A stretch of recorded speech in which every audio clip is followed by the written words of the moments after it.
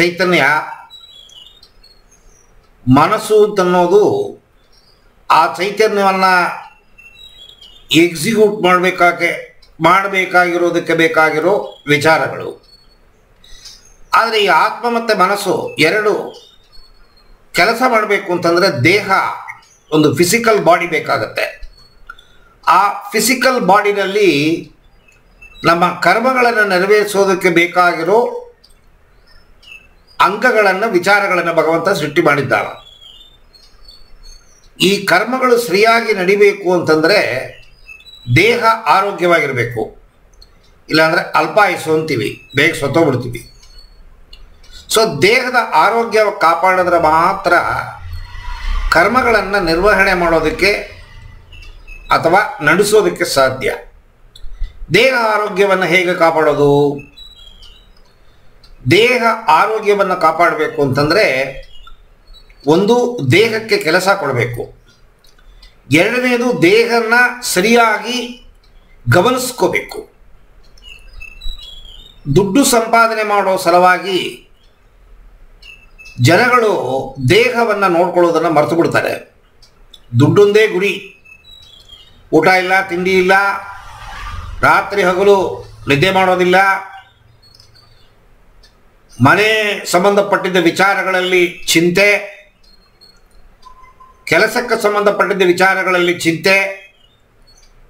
ಈ ಥರ ಚಿಂತೆ ಮತ್ತು ದೇಹವನ್ನು ಕಾಪಾಡಲು ಬೇಕಾಗಿರುವ ವ್ಯಾಯಾಮಗಳು ಇವುಗಳೆಲ್ಲ ಮಾಡದೆ ಕತ್ತೆ ಚಾಕ್ರಿ ಗೈತ ಕೂತಿದ್ರೆ ಫಸ್ಟು ಆರೋಗ್ಯ ಕೆಟ್ಟೋಗುತ್ತೆ. ಆರೋಗ್ಯ ಕೆಟ್ಟೋಯ್ತು ಅಂತಂದರೆ ಯಾವ ಕೆಲಸವೂ ನಡೆಯೋದಿಲ್ಲ.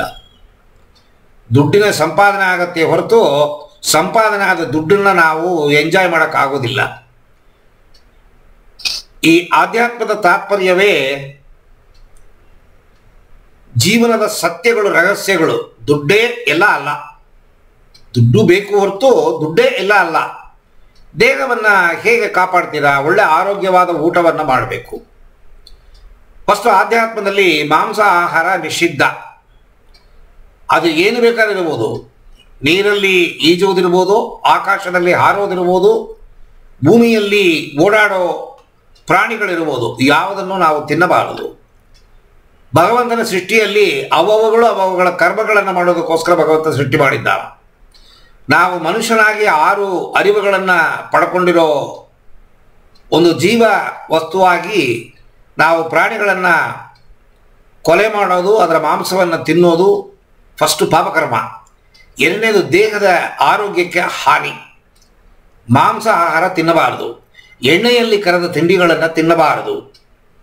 ಮತ್ತು ಆರ್ಟಿಫಿಷಿಯಲ್ ಆಗಿ ಮನುಷ್ಯ ಸೃಷ್ಟಿ ಮಾಡಿರುವ ಎಲ್ಲ ಆಹಾರ ವಸ್ತುಗಳು ಏನು ಬೇಕಾದ್ರೂ ಇರ್ಬೋದು, ಈ ಪೆಪ್ಸಿ, ಕೋಕೋ-ಕೋಲಾ, ಫಾಂಟಾ,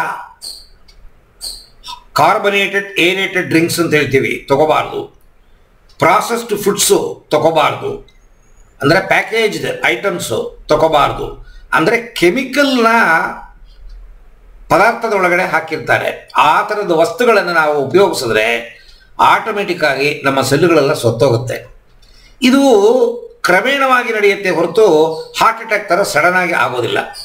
ಆದರೆ ನೀವು ಯೋಗಾಭ್ಯಾಸ ಮಾಡಬೇಕು ಅಂದರೆ ಫಸ್ಟ್ ಹೆಲ್ತ್ ತುಂಬ ಇಂಪಾರ್ಟೆಂಟು. ಬೆಳಗ್ಗೆ ಎದ್ದಿದ ತಕ್ಷಣ ಕೆಲಸಕ್ಕೆ ಹೇಗೆ ಓಡೋದು. ಕೆಲವರು ನೋಡಿದ್ದೀನಿ, ನಾನು ಸಿಂಗಪೂರಿಗೆ ಹೋದಾಗ ನನಗೆ ತುಂಬ ಬೇಜಾರಾಗ್ಬಿಡ್ತು. ಸಿಂಗಪೂರು ಬರೀ ಕಟ್ಟಡಗಳಿದೆಯೇ ಹೊರತು ಏನೂ ಇಲ್ಲ, ಮನುಷ್ಯತ್ವ ಇಲ್ಲ.